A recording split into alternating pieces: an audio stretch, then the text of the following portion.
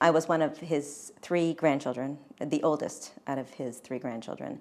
He just loved us. He absolutely adored us, and we had a wonderful time with him. He was wonderful. I mean, he was that grandfather that would take you to the beach every single day in the summer. He would build the forts in the backyard. He would, hide the special candy in the candy bowl for you. I mean, he did everything for you. He was fantastic.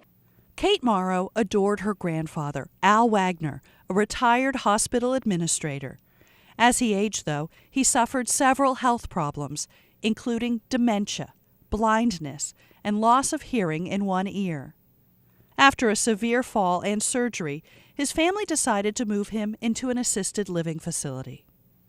It was kind of at that point that while in the rehab facility, we felt that it was kind of a nicer transition, if you will, from that facility into like a memory loss unit. So he had a lot of things going on. So, it was kind of a hard transition for us, and I think it was for him at the beginning, but it was the safest place for him. It was really the best environment. Kate visited her grandfather almost every day. During those visits, he started talking about inappropriate behavior. I remember the first night that he really talked to me about it. I was sitting there having a conversation, and he started talking about this burly man that was taking sexual favors from him. And he described the man giving him a bath and some of the things that he was doing to my grandfather and then saying to my grandfather. And I think the part that really stopped me and kind of gave you that sick feeling in your stomach was the fact that he was so clear about this. Kate told her family, and they reassured her. Gramp has dementia. He's been having odd thoughts anyway.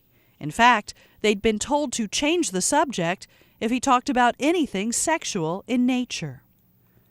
This wasn't the only time he had told me. There was another time I remember going in and talking with him, and he was telling me about the burly man that abused him. I said, Gramp, are you sure you're not mistaken? Maybe you were just getting a bath. Maybe you're used to female caregivers. And he said, no, this really happened. And I said, well, I think you need to relax, and I think you need to know that you're safe, and that's why we have you here. And he looked at me and said, I'm not safe. He said, it happened to me right there last night. And he pointed to his own bathroom. And so I kind of looked at him, and he was really upset. And he said, never mind, I don't want to ruin our visit by talking about this. This just must be the way things are in places like this.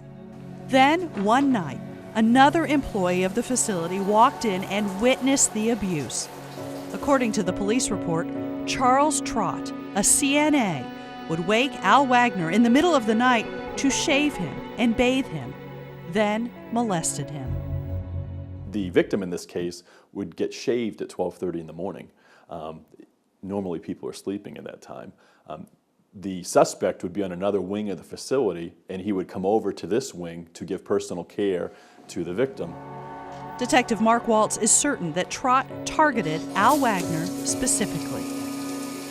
We'll find that offenders similar to this one will put themselves in a position where they've got people they can take advantage of.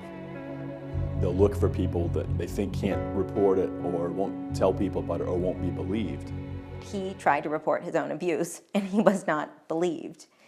The only way he was believed was when somebody else that did not have dementia actually came in and was able to catch the gentleman in the act. And I think that's very alarming. Trott served 3 months in jail,